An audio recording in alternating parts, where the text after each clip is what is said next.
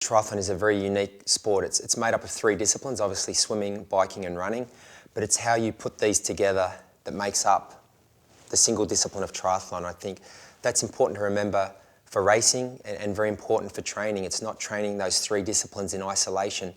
It's getting the balance just right in training so that the sessions and the disciplines complement each other. Consistency is very important, I think, with everything in triathlon. Not only diet and nutrition, having a sort of a consistent, balanced strategy there, but also with your training.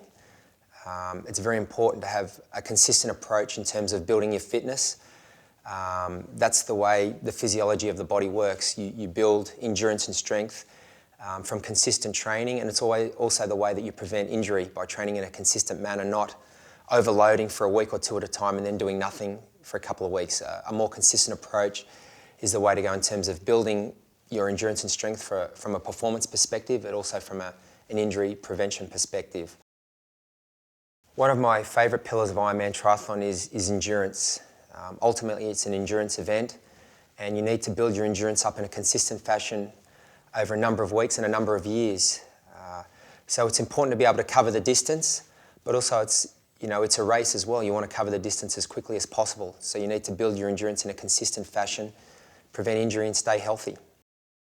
It's important to be adaptable within your training. Obviously training in different conditions, different climates, and also you need to be adaptable within races. You're training for races in different climates, on different courses, hilly courses, flat courses, could be windy, hot and humid. So you need an adaptability there. And I think also an adaptability on a personal level within your life. Life circumstances change, and you need sort of that flexibility to remain consistent and to perform at the level that you wish to perform at. Recovery is also a very important pillar of Ironman triathlon. I think it's the most overlooked thing within our sport.